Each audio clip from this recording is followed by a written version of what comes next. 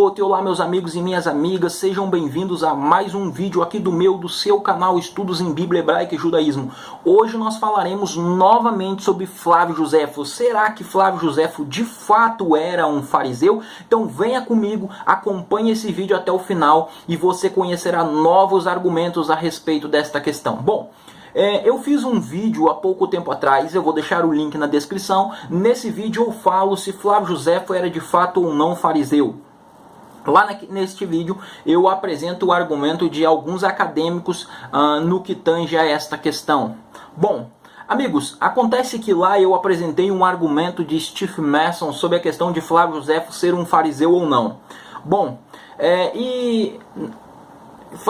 Steve Mason ele tem alguns materiais escritos sobre isso. E eu achei aqui num livro, na verdade é uma obra organizada, essa obra que você está vendo na tela aí, Em Busca dos Fariseus Históricos. Essa obra, que é uma obra organizada por Jacob Neusner, falecido Jacob Neusner.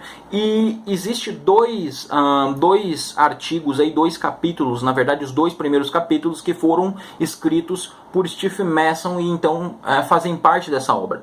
E nesses dois capítulos aí, o Steve Mason trabalha essa questão aí, se Flávio Josefo era fariseu ou não. E Steve Mason ele oferece aí uma solução que corrobora com a solução que ele oferece e que eu citei no vídeo anterior, mas era de outra obra. Porém, ao meu ver, a solução, a forma como Steve Mason coloca aqui neste livro os fariseus e essa questão, ela está mais clara e mais didática. Então venha comigo e nós vamos fazer uma análise muito bacana sobre isso. Antes eu queria ler novamente o livro, o texto do livro Vida de Josefo, do 10 ao 12, acompanhem na tela. E Josefo diz assim: "E quando eu tinha 16 anos de idade, tive a intenção de julgar as várias seitas que estavam entre nós. Estas seitas são três. A primeira é a dos fariseus, a segunda a dos saduceus e a terceira dos essênios. Como frequente lhes dissemos, pois pensei que desse modo poderia escolher o melhor, se já tivesse conhecido todos eles. Então eu me contentei com muita dificuldade e passei por grandes dificuldades, e passei por todas elas.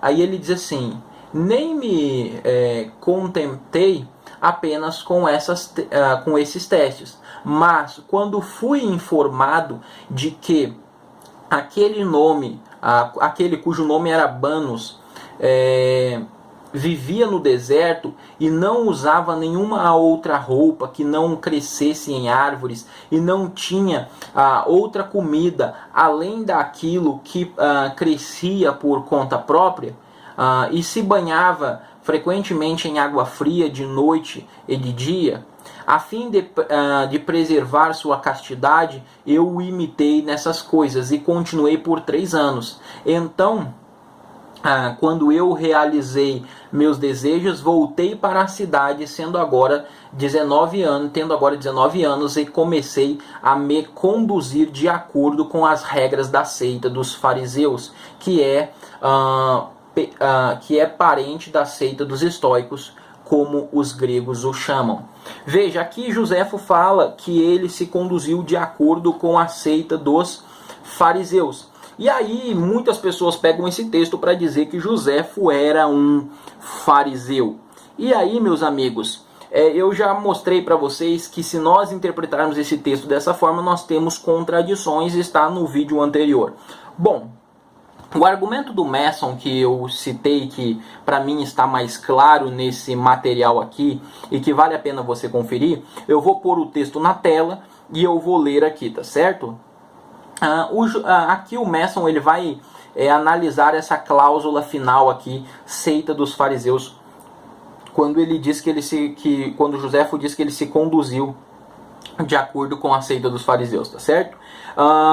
Aí diz assim, aí ele está falando de cláusulas dependentes, ele diz assim, cláusulas dependentes adicionam, seguindo depois, ou seguindo a autoridade da escola ou da seita dos fariseus, que em grego seria, que o Mason está citando aí, né?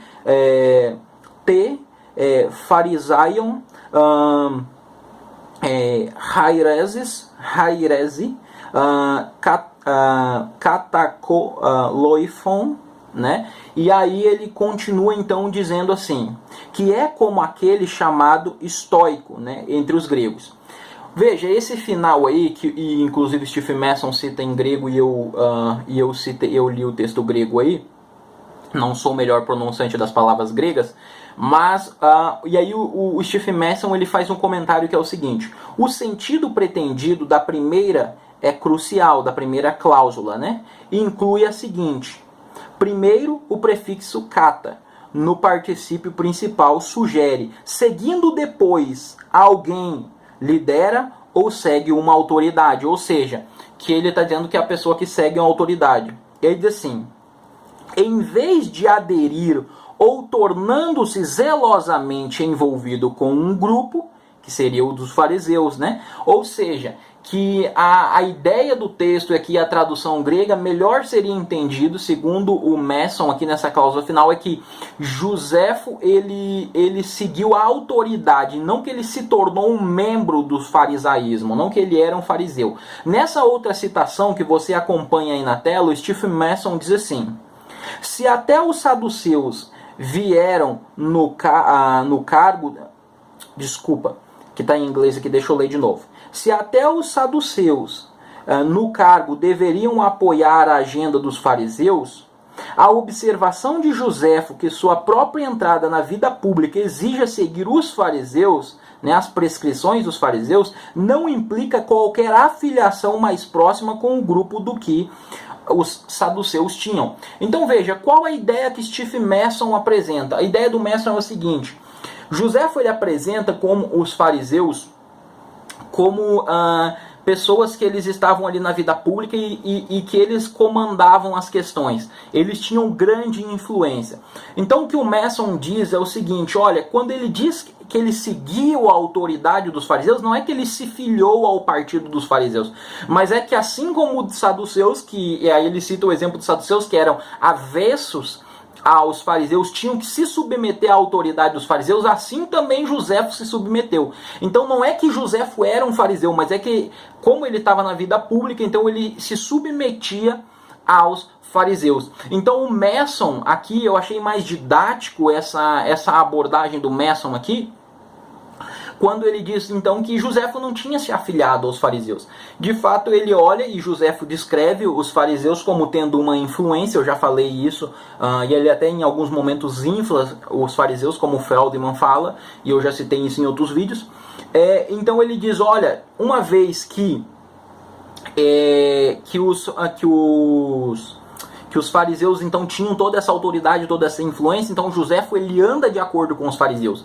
Não que ele tenha se tornado um fariseu, mas que ele tenha andado de acordo com as regras das questões políticas estabelecidas pelos fariseus. Então esse é mais um argumento acadêmico sobre a questão de Joséfo como um fariseu. Então veja, eu apresentei alguns para vocês, um do Jacob Neusner, que eu mostrei, né, que o Jacob Neusner demonstra a questão que seria contraditório, né? O Feldman também diz isso, e também demonstrei do Stephen Masson lá, e agora melhor desenvolvido aqui o que o Masson trabalha nessa outra obra, e também alguns acadêmicos que o Masson mesmo comenta, e eu mostrei para vocês, que eles dizem que Joséfo queria ser visto como um fariseu pela questão aí dele então perceber o quanto os fariseus eram importantes e o quanto ele gostava dos fariseus. Bom, dentro de todo esse debate, este é mais um argumento, então, demonstrando que o Stephen Masson não via Joséfo como um fariseu. Lehitraot, até a próxima.